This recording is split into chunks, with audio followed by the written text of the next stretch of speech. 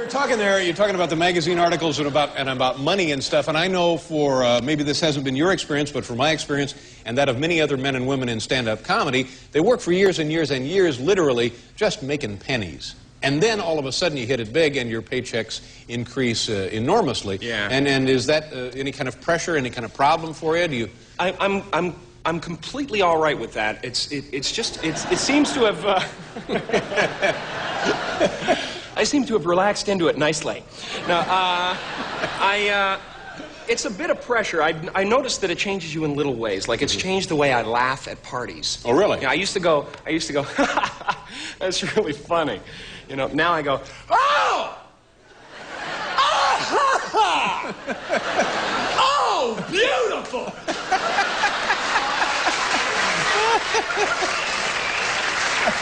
Have you guys heard this one? Oh! You laugh that way because you know you're wealthy. Is that... I'm very wealthy, and that's odd. That's how wealthy people laugh. I wouldn't have guessed... Oh! Punks like you are a dime a dozen. Punks like you. You know, I spend a lot of time on this channel bagging cringy comedian podcasters, and at times I sort of wonder, maybe stand-up comedy is the problem. Maybe it's all a bit ridiculous and kinda stupid. I mean, does it really mean anything? Isn't it just a bit of entertainment to distract us from the world around us, similar to like an action movie or going to the circus or the ballet? I've probably been working on this for 2 years. 2 years? I mean, usually I write a bit in a couple days. It's a long time to spend on something that means absolutely nothing. But that's what I do. That's what people want me to do, is spend a lot of time wastefully, so that then I can then waste their time. But then I see a lot of comments from you guys saying, all this guy does is trash comedians. Does he find anything funny? So I thought, who do I find funny? Maybe I should make a video about my favorite comedians, because it could be kind of fun as well. So I sat by the window on a rainy day with a notepad and a pen, and I started writing down all my favorite comedians. I went back and I watched their videos, made bullet points about which ones I liked, which ones I didn't like, and I ended up with this list of my 10 favorite comedians of all time. Now I'm going to get straight into it, but let me just say a couple of things briefly up front. This was an incredibly humbling experience. I went so deep that I started to feel kind of stupid about the whole exercise, and I scrapped the video several times, but I kept coming back to it again and again and again. It was really weird. I've never really done that before. And the one thing I'll say about the whole stand-up comedy and just comedy business in general is that it well and truly is an art form.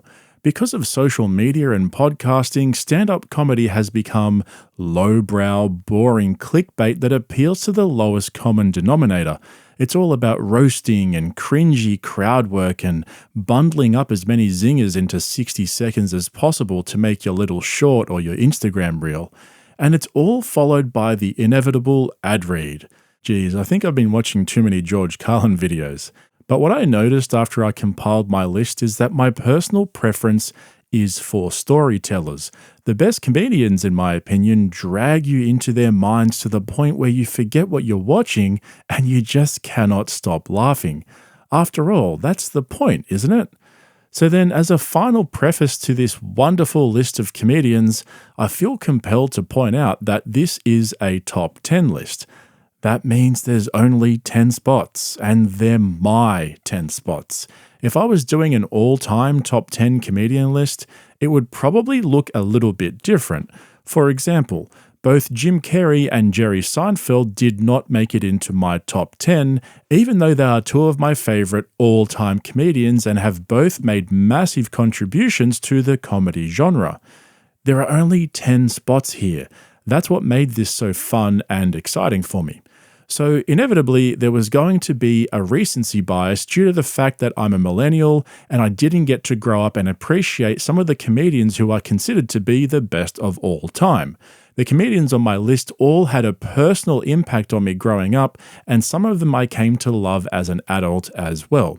So I'll leave it there for now. I'll have more to say about all of this at the end, but as a side note, all the clips played in this video are listed in order of appearance in the description. That way I don't have to bother you and distract you with crediting them on the screen. So, with that said, let's get started.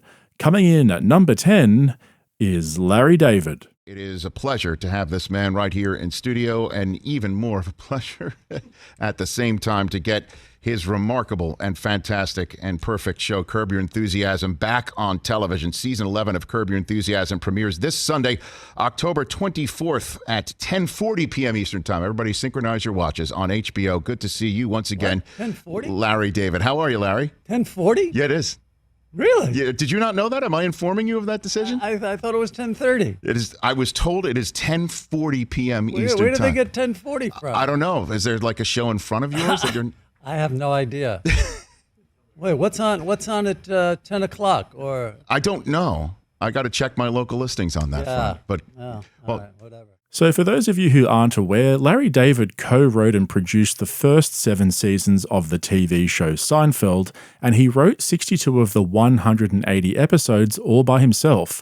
But he left after the 7th season to do his own thing, which some people speculate made the show less funny and led to Jerry throwing in the towel after 2 more seasons. He went on to create and star in Curb Your Enthusiasm, which grew to be another very successful TV show, and it's basically just a bunch of improvised scenes that follow a basic premise, which I think is what makes it so good to watch.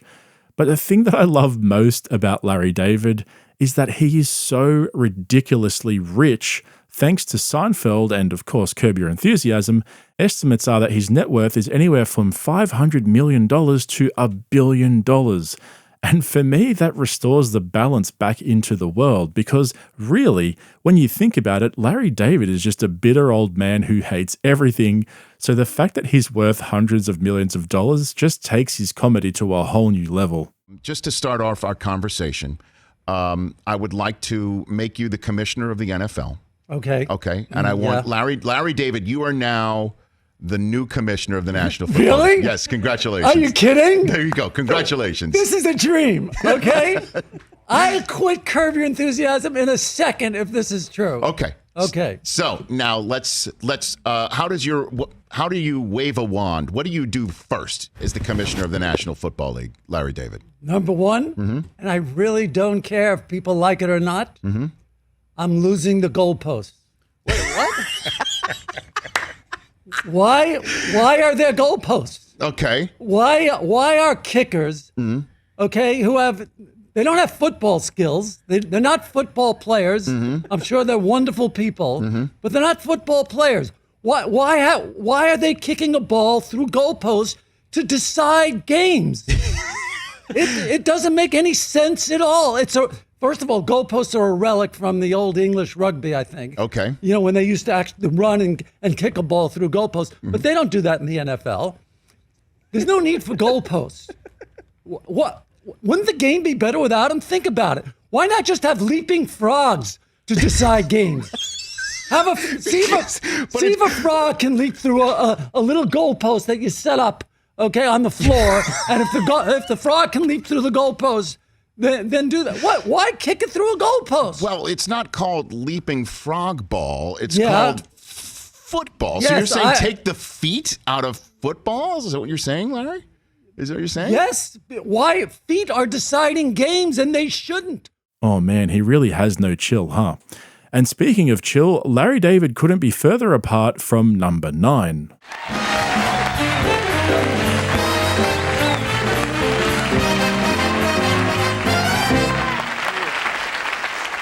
Thank you. Shut up. I've been in, this is nice, California. I've been out in here for about 3 days. If anybody see me walking around, I have to explain. I had the same suit on for 3 days because I like this suit. I bought it from the catalog, and I enjoy it. You ever see those guys modeling clothes in catalog? Ever see those guys doing the same thing in their suit? Every time I put on the suit, I gotta go like this.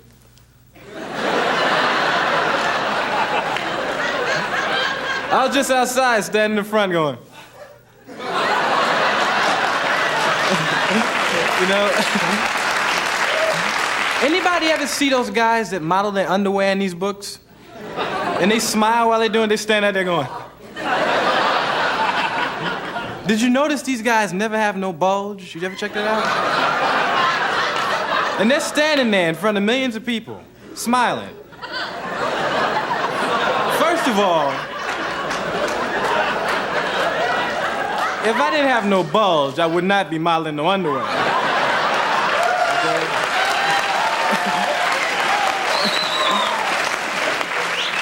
And second of all, I sure wouldn't be smiling. I might be modeling like this.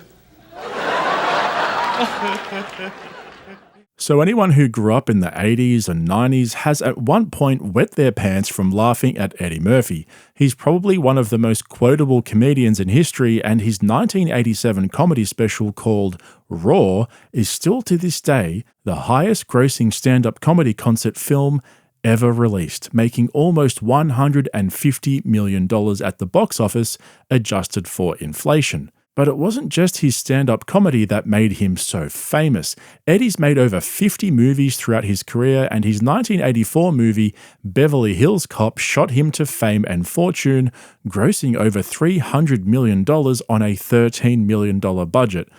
So for the time, that was a massive blockbuster. And one thing you just can't go past without mentioning in a conversation about Eddie Murphy is those impressions. But that still doesn't diminish how wonderful this is. It's a wonderful, wonderful thing to be included with some of my heroes, Richard Pryor and George Carlin and Carl Reiner and Lily Tomlin. Who else got this? Bill has one of these. Did y'all make Bill give his back? No, because I know there was a big outcry from people. They was trying to get Bill to give his trophies back. You know you f***ed up when they want you to give your trophies back. You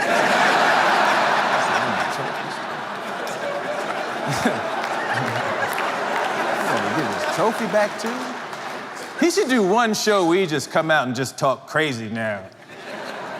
I would like to talk to some of the people who feel that I should give back my trophies.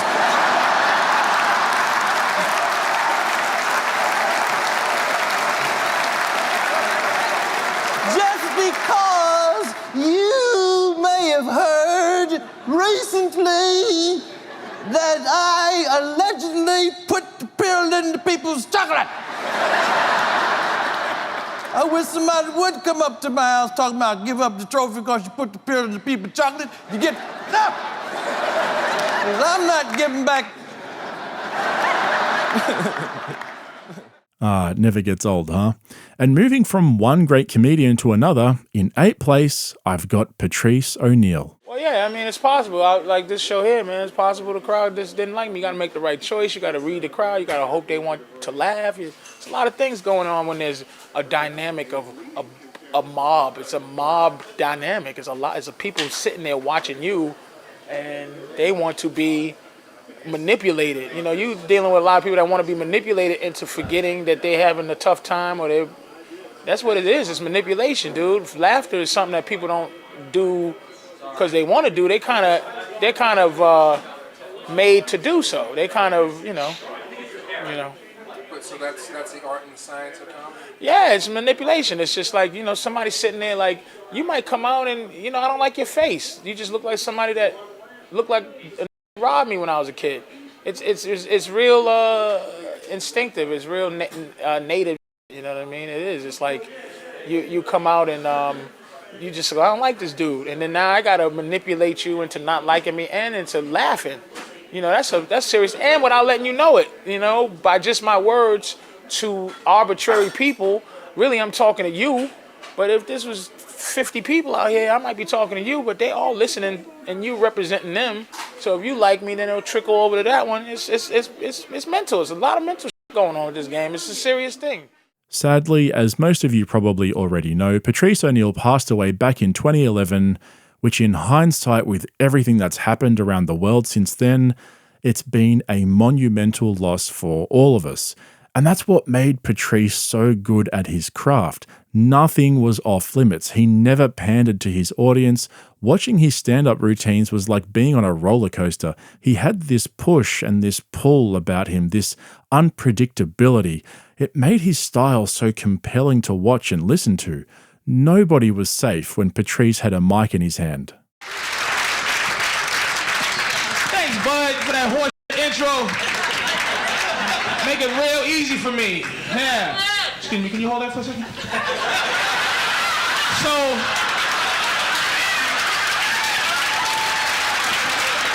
what's your name? You look very good. You going after this? Fantastic. And they keep writing fibbing.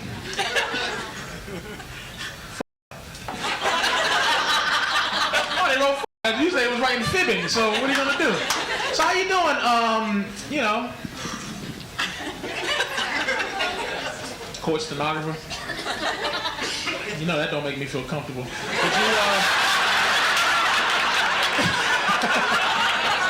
Did you do any of the child cases? Yeah,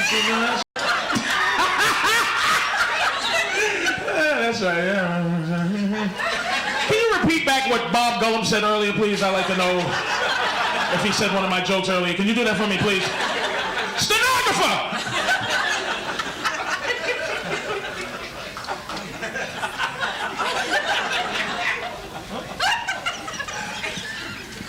I don't like all this shit, this distraction. I like her, though. When I'm saying I like you, do you say I like her, though? Are you repeating exactly what it... Who the f*** you talking to, first of all? Like, who's deaf? Because I'm gonna cover my... I don't even want y'all to read my lips. That's how annoyed I am. So anyway, you hear the one about... I'm gonna get a little louder. Can anybody hear me?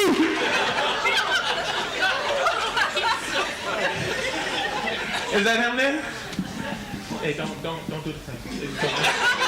You're a real jackass, buddy. He feels it. Oh, he typed it. You stupid. Listen. Follow this shit, man. Stop trying to be Mr. Stenographer. Gay guy. That's a woman's job. Yeah, that's absolutely wild. The guy was so quick-witted and unpredictable. What a legend. And I think about this a lot, and I'm sure a lot of you can relate to this as well. Whenever something big is happening in the world, I often wonder what his take would have been and how he would have spun it into something funny while pointing out the hypocrisy at the same time. And that seems to be a theme with a lot of my favorite comedians. Bill, you mentioned Patrice. Yep. He's one of the greats. What was he like as a person to be around?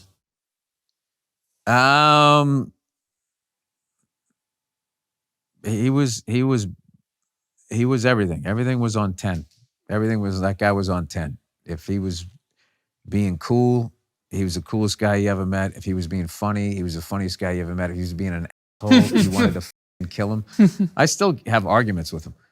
Like, that's how, like, the level of this guy. He's been dead for like 11, coming up on 11 years. I can't believe it. But like, this shit, I'm still figuring out that he crossed the line, and I'm thinking, because I was so like, you know, slow. I wasn't up to what he was doing. But, you know, I had all kinds of, you know, amazing conversations, just talking about life, how we ended up where we were at, how the two of us ended up being friends. You know, I had fallen outs with them. I had like everything. I mean, it was like a mini series with that guy. So there's no real way to sum him up. Yeah, you can see there how Bill Burr's tone changed when he started speaking about Patrice, and despite all their clashes and their arguments, he still had an enormous amount of respect and admiration for the guy. What an incredible loss, huh? And while it might not seem this way at first, the next comedian on my list actually had a lot in common with Patrice O'Neal, but he was more refined and measured in his approach to writing jokes. He seemed to prefer having a bit more structure to his routines. What I like to do, I like to bother people. I like to find out where the line is, sort of sense where the line is drawn, and then deliberately cross it, and drag the audience with you, and have them happy that you did it. That's the key. Once you get them over there, they say, that was good. So I'm doing my next HBO a year from December, about 13 months from now. And I'm just working on things, because, you know, like, there's one taboo in this country, I think, religion. And I really am all out attacking religion every chance I get, because I just don't believe in that stuff. I think it's the worst thing that ever happened to mankind. And I get after them all the time. But that's not the only thing. Kids in this country, there's too much attention to children in this country. Every time you turn around, it's kids. And they're hiding behind kids, because all they're trying to do is censor you again and take your away in the name of their kids. In the name of the kids. They're trying to roll back the 60s, man. So I get after them, and I like to get in there and just bother them a little bit. There's got to be some thought with it. It's not just shock them and do that. You have to have some thought and some ideas underneath it, but then just to make them go like this a little bit in their chairs. That's what I like. Oh, yeah. That's important to me. It might not be you. It might be a loose disc. Yes, that's all right. Well, I'll loosen it up a little more. So I think George Carlin was probably the best at blending social commentary into comedy, and the reason why he was so good at it was mostly because he always prioritized being funny. That's where so many contemporary comedians fall down. The social commentary takes over and you start to look around and think to yourself, hey, wasn't this supposed to be funny? But Carlin understood that. He was good at pointing out hypocrisy, and he dished it out evenly. I remember when I first started getting into his stuff, what resonated with me the most was his complete disregard for all sides of politics. He obviously hated both the left and the right sides of the establishment, and that was something that I could definitely relate to personally. But when it came to blending that into his work, he had this really clever way of bagging the corporate world or advertising gimmicks or absolutely trashing organized religion, and he'd come up with these witty riddles that were catchy but always meaningful. So that's what I mean by that balance, and for me, that's why he's so high up on my list. He was a true pioneer of his craft, and he had this air of nihilism about him, which I find really interesting. And the funniest part is, most of his decades-old stand-up is still relevant to this day.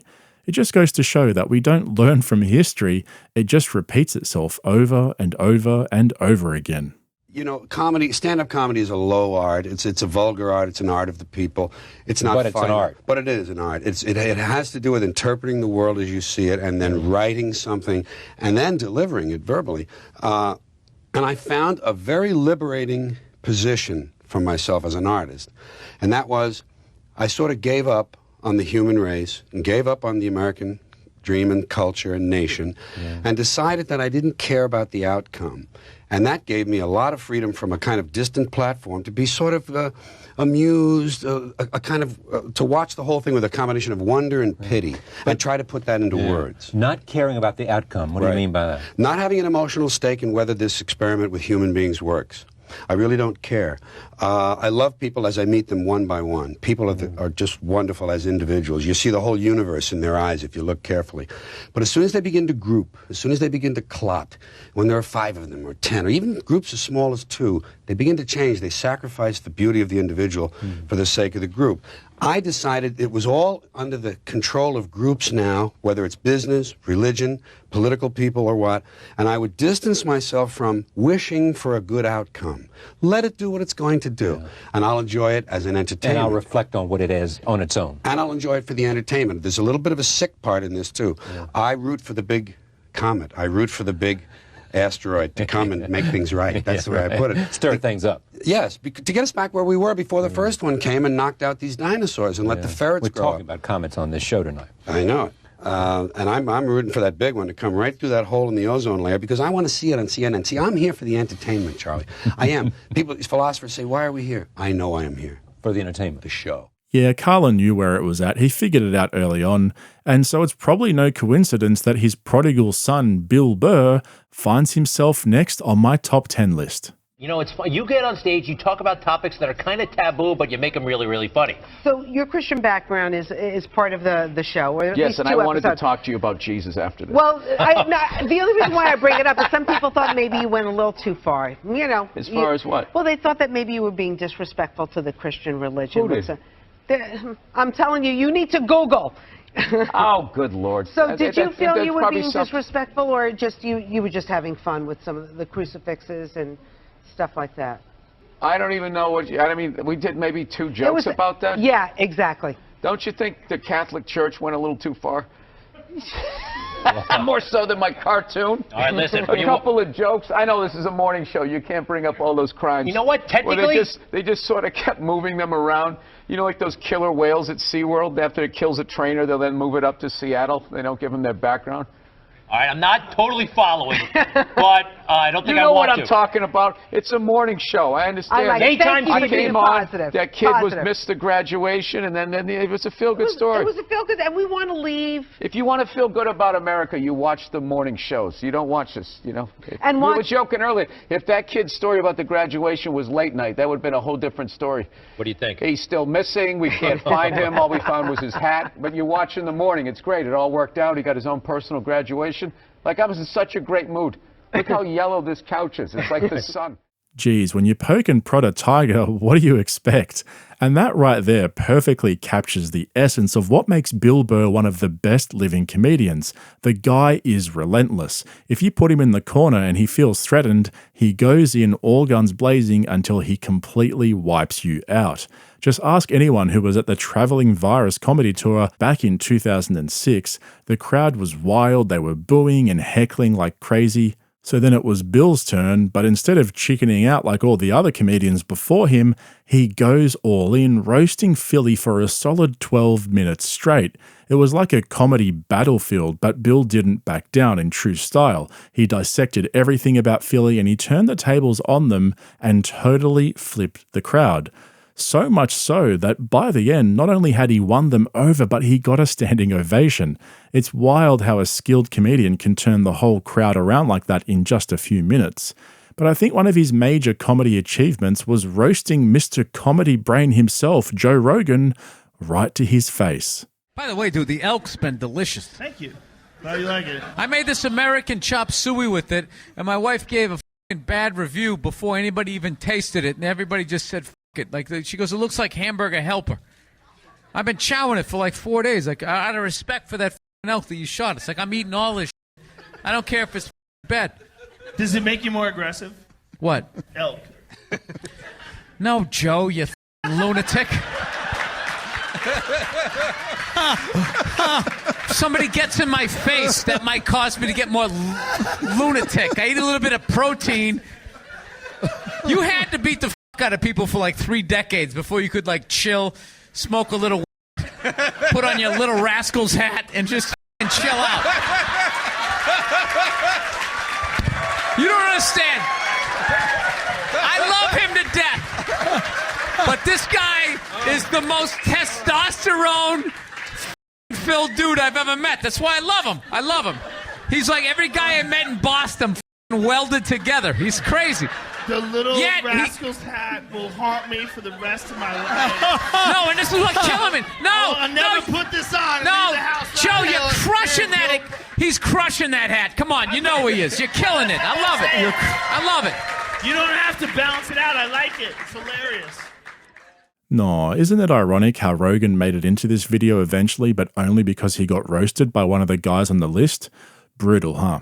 But now we find ourselves up to the top 5, and who better to kick things off than the one, the only, Mr. Louis C.K. Thanks, everybody. Hello. Nice to be here. How are you doing? Good. Good, good. Nice to be here. I'm broke. Anybody else broke? You ever get so broke that the bank starts charging you money for not having enough money? That's f***ing broke, man. Bank called me up. They're like, "Hi, we're calling because you don't have enough money." I'm like, "I know."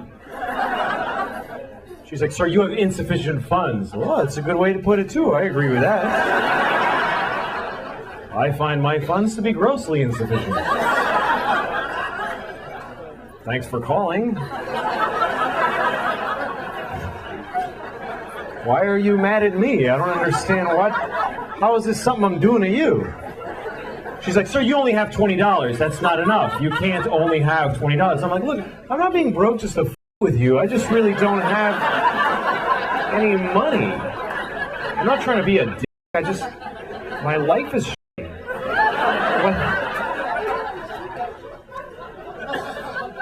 So they charged me. They charged me $15. That's how much it costs to only have $20.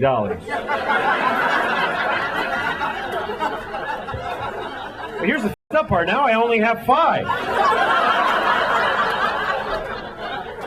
What did I pay the $15 for if I don't get to have the $20 that I paid to have? I paid the f***ing money. Where's my 20 bucks? That's like going to the movies. You buy your ticket and they go, get the f*** out of here. Go home. But I paid for the movie. No, you paid for a ticket, motherfucker. You didn't pay for a movie. No, I'm glad you appreciate that story. Not everybody appreciates that story. I told that story about a week ago in Orange County, California, and all these rich motherfuckers looking at me with their boat tans and their golf shirts and penny loafers. They're all looking at me like, well, yeah.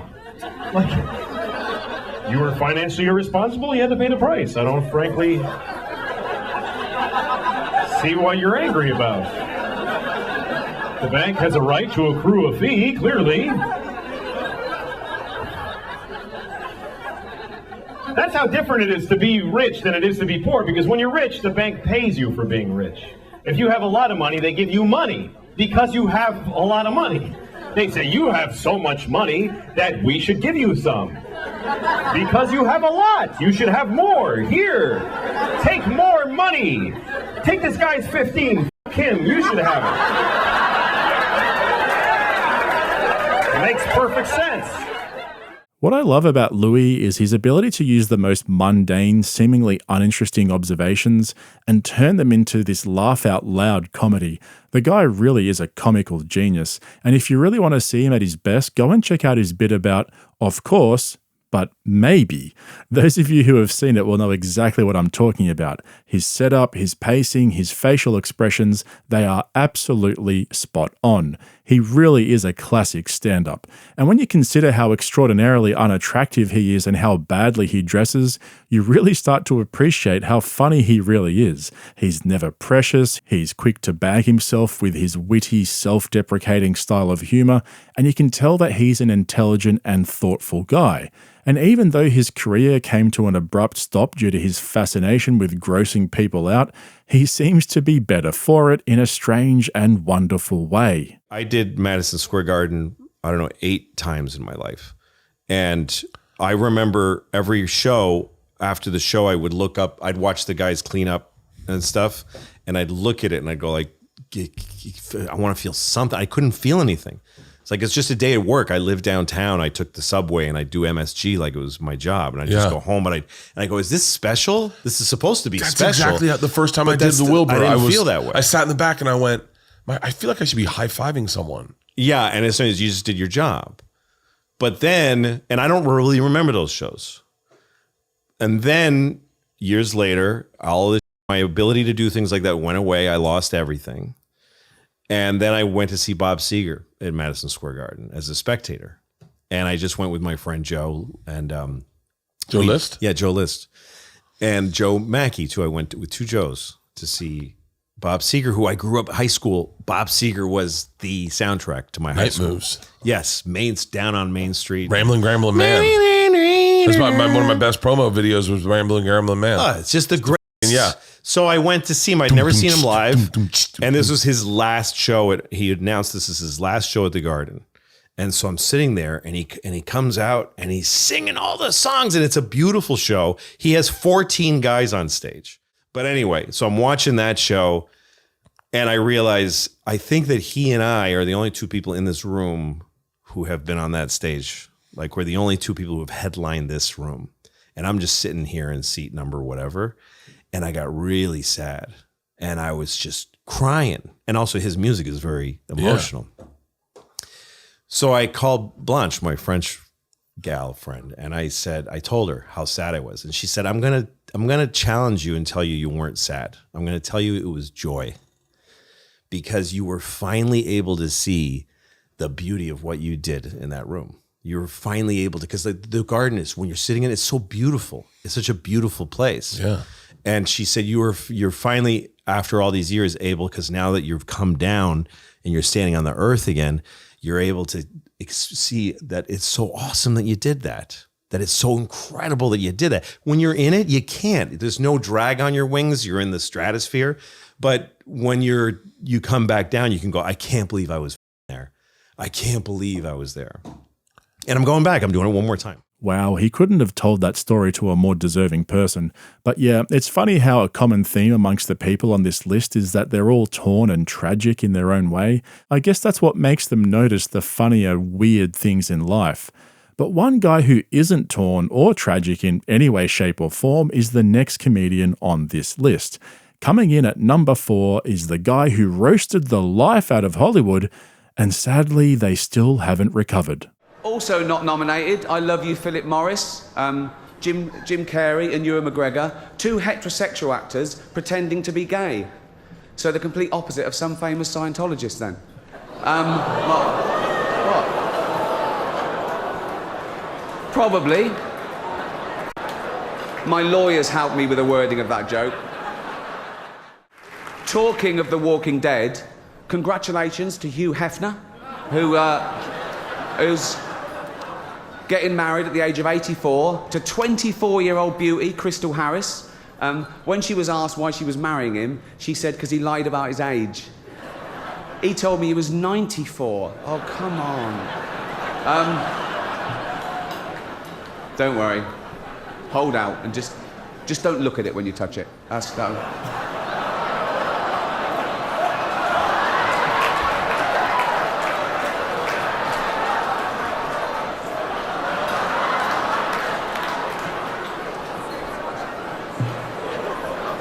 I warned him.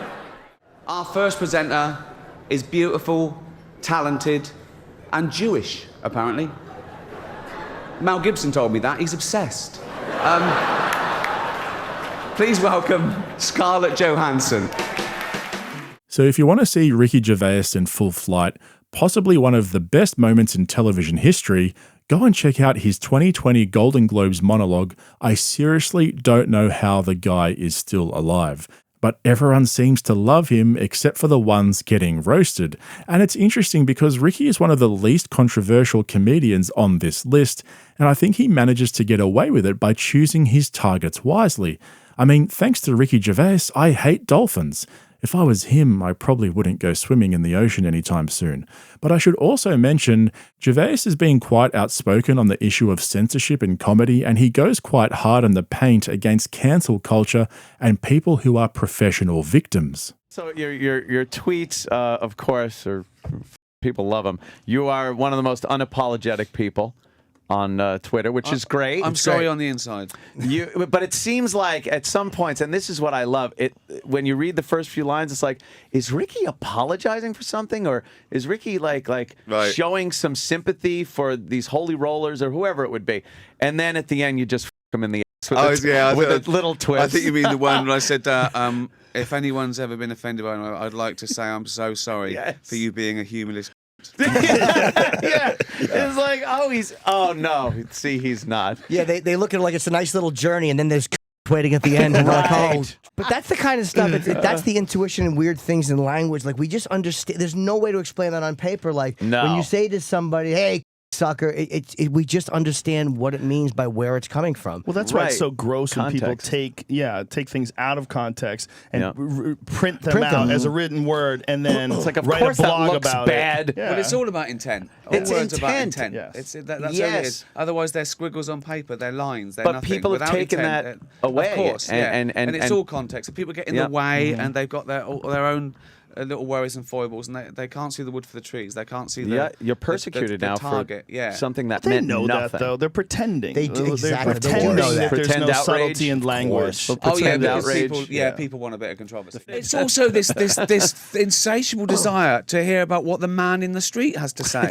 I don't want to. No, there's a reason he's in the street, right? They're just out of news. They've run out of the 24 ability hours a long to time. broadcast 24 hours of news. So they just without pile talking on. about things that they're not really supposed to be talking about. Yeah. Right. Rogan wouldn't know anything about that, would he? Talking about things that he's not really supposed to be talking about?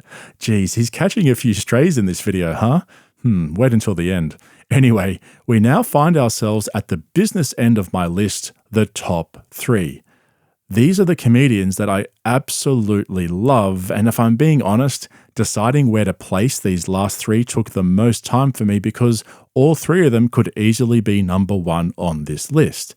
And who better to start us off than the man himself, ladies and gentlemen, Dave Chappelle. There's something so true about this genre, when done correctly, that I will fight anybody that gets a true practitioner of this art form's way, because I know you're wrong. This is the truth, and you are obstructing it. I'm not talking about the content, I'm talking about the art form. Do you understand? Do we have an agreement?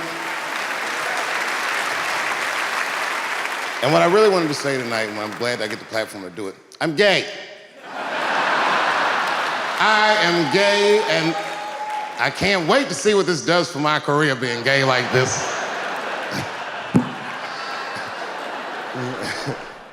Oh man, that perfectly captures Chappelle's style. He'll start off with a serious setup where he makes some sort of social observation or calls someone or something out. Then he'll blurt out something completely unrelated and random, catching you off guard and making you realize that it's not that serious. He's just telling jokes. But the living legend has come under a lot of criticism over the last few years for focusing too much on social commentary and throwing in bits and pieces of comedy instead of doing it the other way around. And whilst I agree with some of that criticism, the guy is just so undeniably funny that I really don't care. I'm happy to see through his political views and just enjoy the comedy that comes with it. He's just so effortless, and his storytelling abilities are straight off the top shelf. But it wasn't always easy for Chappelle. His story is so fascinating, and it's scary to think how close Hollywood got to shutting him down and silencing him completely. Chappelle experienced full-blown Hollywood gaslighting, and his comeback from the depths of the abyss can only be described as the stuff of a legend. One of the main architects of the comeback of the century, my brother and my mentor, the mighty Stan Lathan. I never dreamed that I would be able to work with someone as great as you. These last 5 specials, straight fire. I wouldn't want to do another special with anybody else but you. So eat your mother vegetables and live as long as you can, because we doing a few more of these bitches.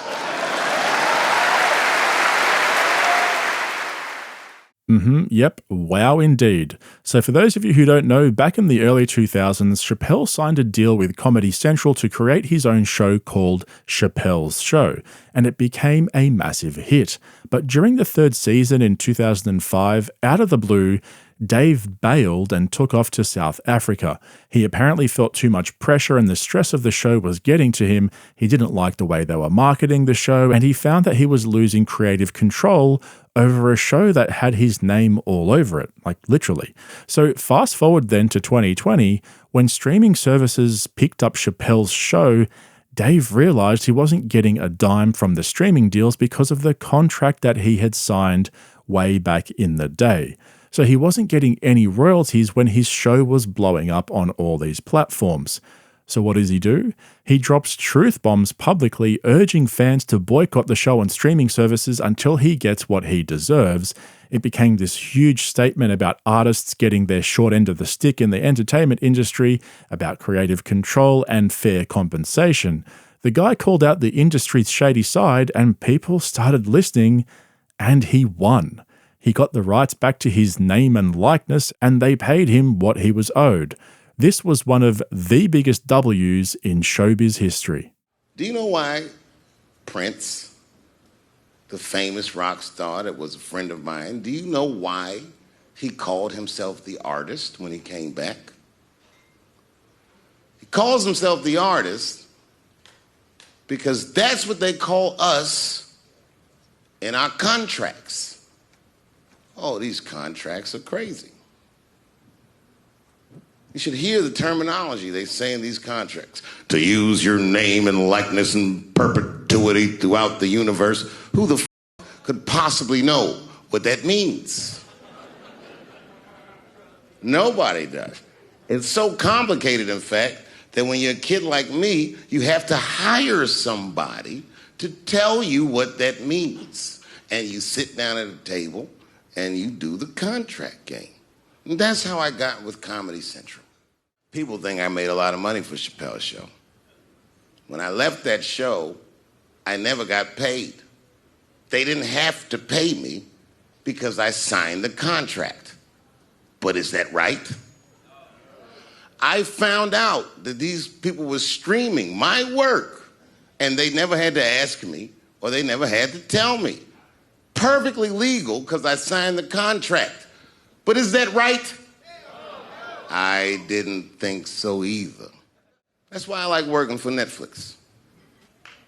I like working for Netflix because when all those bad things happened to me, that company didn't even exist.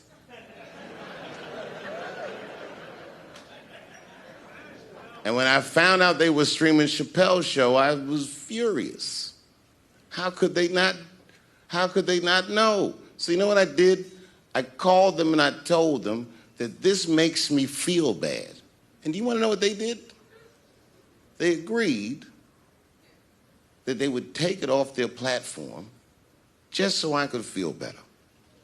That's why I with Netflix, because they paid me my money, they do what they say they're gonna do, and they went above and beyond what you could expect from a businessman. They did something just because they thought that I might think that they were wrong. And I do. I think if you are streaming that show, you're fencing stolen goods. They stole that from me. So after this whole drama went down in 2016, Netflix dropped a bombshell announcement that they struck a deal with Dave Chappelle for not one, not two, but 3 new stand-up comedy specials.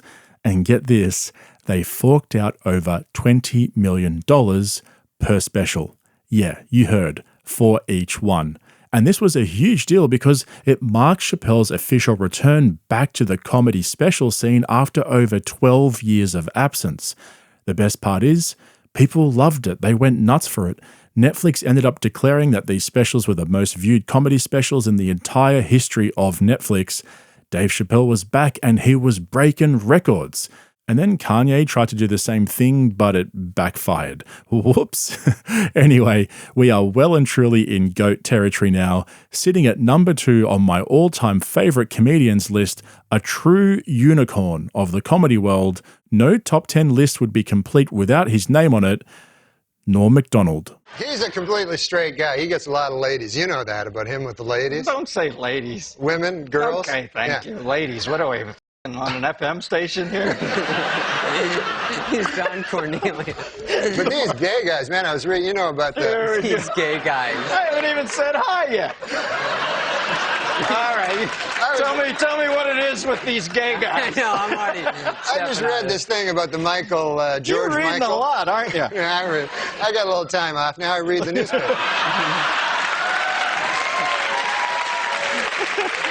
And this really strikes me about the gay community. I don't know if they're a community, but called West Hollywood. Yeah, they're gay, and it's, you know, George Michaels. He hangs around the bathroom. He has sex with multiple guys. This is no way. You got to get it right. Hangs around the bathroom, and it was described as a lewd behavior, but I don't remember with numerous guys. Well, is that what you took away from it? What does he do? What were you, in the next stall? I could have been just having a nice bathroom regular thing. I don't know what lewd behavior is, but I don't know that he was in there with numerous guys. But anyway, go ahead. We get the gist of it. This is definitely a gay thing, because this is a pop superstar. You know what I mean? You're not going to walk into a bathroom and all of a sudden Farrah Fawcett's like, ah, you know? You're not going to... What? I love it. What I'm saying is, why would a famous what was she doing? What was that, some sort of cervical belt sander thing, or what was that? Oh, Christ, what are you, Linda Blair? They do. That's what they do. Right? That's what ladies that I know do. Good to know that primetime exposure is paying dividends there. But I think that's what it is. It's that the gay, that's why they have separate bathrooms. Let's face it. If they had women and, women, as you call them, I call them ladies. If you had them in the same bathroom, Like Ally McBeal. like you go in the bathroom to do your business, see a man about a dog there, you know, and you're in the bathroom. You're in the bathroom. All of a sudden, a beautiful lady comes out. Oh, here's my breasts. You're going to be hanging out at that bathroom a lot. So I don't blame anybody for anything. See, this was the thing about Norm Macdonald, right? No one could get offended by the things he said because no one could pinpoint exactly who he was offending. I mean, anyone sitting within a 100-foot radius of the guy was fair game. When Norm was in the room, everyone was catching strays. He was easily the most unpredictable comedian right next to Patrice O'Neill. It's not always clear what the punchline was or if there even was a punchline. Theo Von has that style too, where it's almost stream of consciousness. They're just kind of riffing and seeing what sticks. And that was actually his style. That was how he prepared his jokes. He didn't need much to go off because he was able to rely on his enormous comedic talent to make almost anything work. Do you work really hard at it, or does it come easily to you? It comes pretty easy. Yeah, it comes pretty easy. How does it work? In other words, you sit at home, and let's say, and you're there, and you go, "Hey, here's a funny thought." No, never. I never do that. Well, how does it work? Like, how do you prepare? I do stand-up a lot, you know, and I never stopped doing stand-up. You do it even when you were doing Saturday Night Live. Yeah. You did stand-up, Yeah, and you do love it. Love it. You love it. Yeah, I don't love traveling, you know. I really don't love that at all. But stand-up itself, I love it, you know. So usually I have one, the way I do it is this. I'll tell you how I do it. Yeah. I have a great idea, you know, a real funny idea. And then I'll work my way toward that idea. I'll just talk, and I have enough confidence in myself that I can stay funny until I hit the real great idea, because this is the reason. I can't do the same joke word for word like some comedians can, because I don't have the acting ability to sound like it's just coming off the top of my head. You know what I'm saying? So you have 50 ideas in your head, and you'll go up on stage and work through those ideas. It'll never come out the same way twice. Yes, exactly. Right. And I don't do stand-up specials all the time. Right. So I have hours and hours of material, you know? Right. So my goal, like, from when I started is I thought, I'll just talk to the audience, and whatever they say, I'll have a joke on that. I'll have a funny idea on that subject. Right. I think it says a lot about the comedian that Norm was, that he felt so comfortable just going with the flow. That's the mark of a naturally born comedian. And it's funny because I think that's one of the characteristics shared by almost everyone in this top 10 list. I couldn't imagine them doing anything else. But sadly, as I'm sure you're aware, Norm passed away in 2021 after battling leukemia, but he never told anyone. His diagnosis only came to light after his death.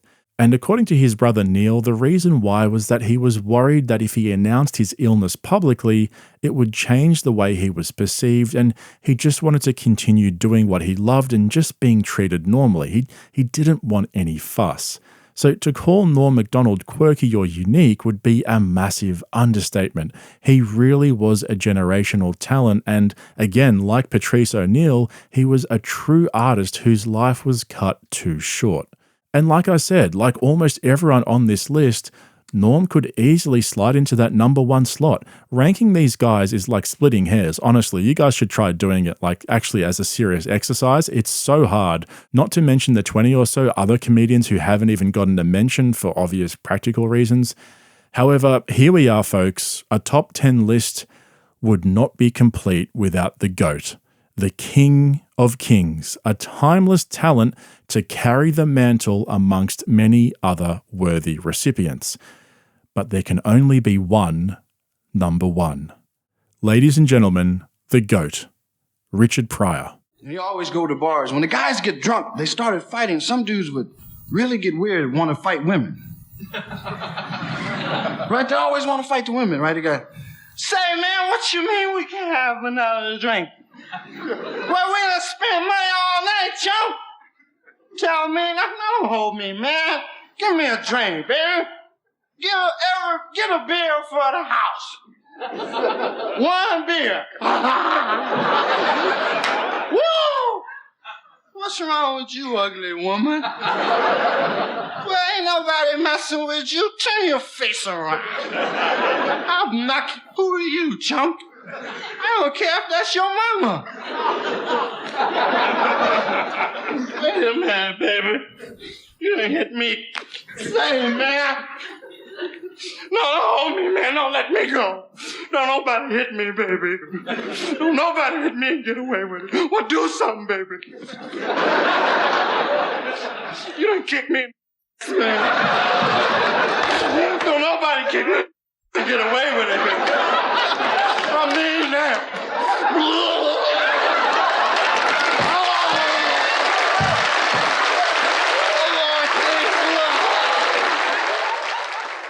To fully understand the genius of Richard Pryor, you have to watch his bit about hanging out with the Italian mafia.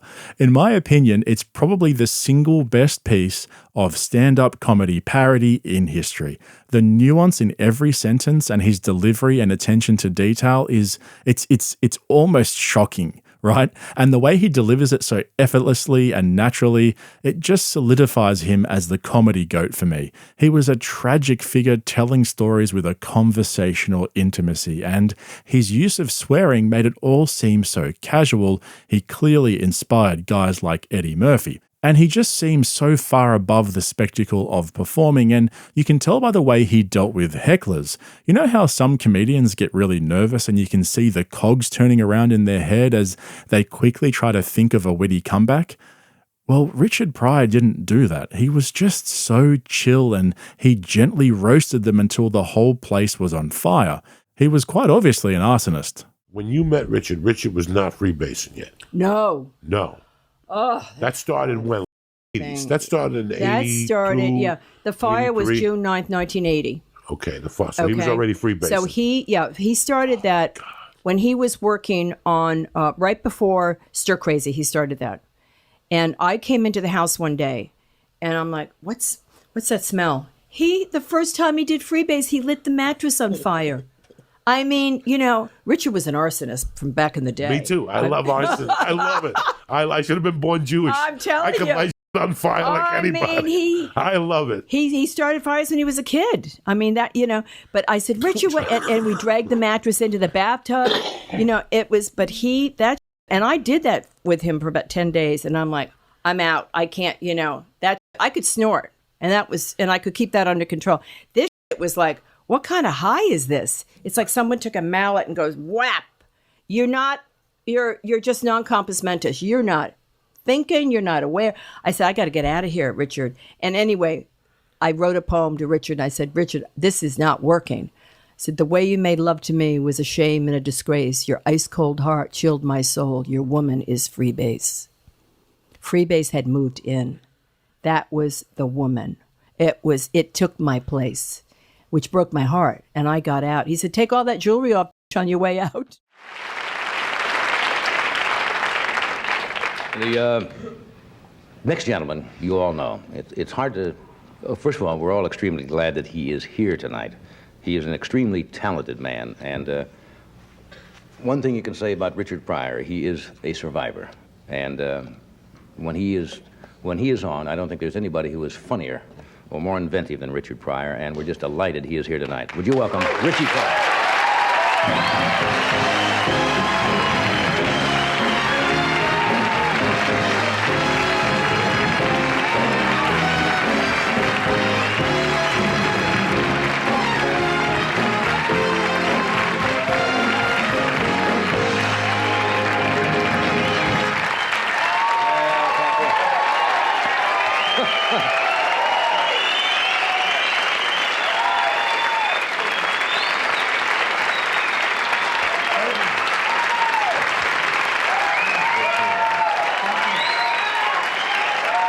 They mean it.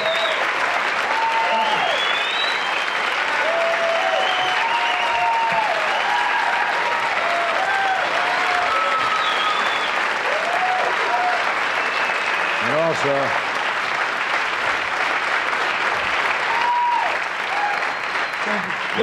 good night.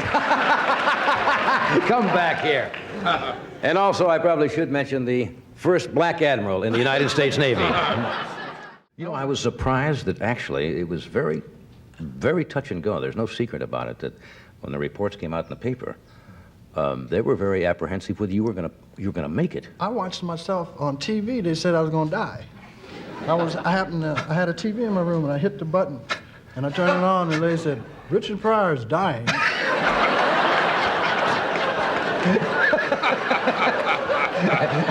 That ain't the happy news, is it? You want to hear? I said, oh my God. I hope I die before the 11 o'clock. Don't need that again, huh? He definitely battled his demons, right? And that seems to be a common trait, like I said, with entertainers at this level of talent and ingenuity. I truly think that even he himself was never able to fully comprehend the true extent of his abilities. And kind of like a supermodel who has an existential crisis when she realizes that she won the genetic lottery and she didn't actually contribute to her talents in any material way other than literally being born with it. Pryor seemed like he struggled to understand his fame and fortune, and perhaps he even suffered from imposter syndrome. But who were your contemporaries at the store in that year? Robin. It was me. It was Kinnison. It was Robin. It was Eddie Murphy was coming in to try stuff out. Richard Pryor was there all the time. Right. Richard Pryor was going through a really weird period where I think he had done the first thing and he had burnt up. Right. He was questioning his abilities because he was doing it straight. And he went in and out. I found myself in the parking lot one night, 21 years old, and standing. Everybody else left, and suddenly I found myself standing with Richard Pryor. Yeah, which is enough to for any comic to just wet his pants. Yeah, and we passed a joint back and forth. And he said, "Be careful with this stuff." And he said, "I don't remember 40 years of my life." And I said, "What?" And I was dumbfounded. I said, "What?" And he said, "I'm not sure it was me." And it was like a harpoon going through me, like the greatest of all time. I was having those kind of doubts. Yeah. Of course it was him. Right. Of course it was everything he'd ever lived. Right. But at that moment, he was having real serious doubts about whether it was him who was inspired to do it. When I came across that clip of Jim Carrey recalling that conversation with Richard Pryor, it really just immediately made sense to me. And in a strange way, because he was so unsure of himself, it elevates his stature for me. And many of the greats in different fields suffer from that similar internal crisis, but very few of them become so self-destructive to the point that they almost end it all. I think between Richard Pryor and Norm Macdonald, they really are two unicorns of the comedy world, and when you think of just how whack so many comedians are, that's really saying a lot, right? So now that I've rounded out my top 10 favorite comedians of all time, I wanted to say just a quick, brief few things in closing, because the way I felt when I started to research for this video and put it together was very different to where I ended up. Poring over all these clips and interviews and reading up on the backgrounds of these great men, it further reinforced for me just how much contempt I have for the Brogan comedy brats. I should say, though, that comedians like Shane Gillis and Mark Normand, and there's a couple of other ones as well, they are talented comedians in their own right, regardless of their membership to that fraternity. But for the other guys that I won't name, most of my regular viewers will know exactly who I'm talking about anyway, but this exercise has reinforced for me how ordinary and undeserving they are of their fame and fortune. Now, that's not to say that it should be stripped off them and they should be kicked to the curb. If their fans are willing to pay the money to see them and keep selling out shows, well, that's just basic demand and supply economics, right? But I will say this, we have well and truly entered an era where the real talent is being drowned out by the social media and podcast comics who are overexposed and over-celebrated just for turning up. So then, to finish off this celebration of comic genius, there's only one way to end this video. Here is Joe Rogan humping a stool. Thanks for watching.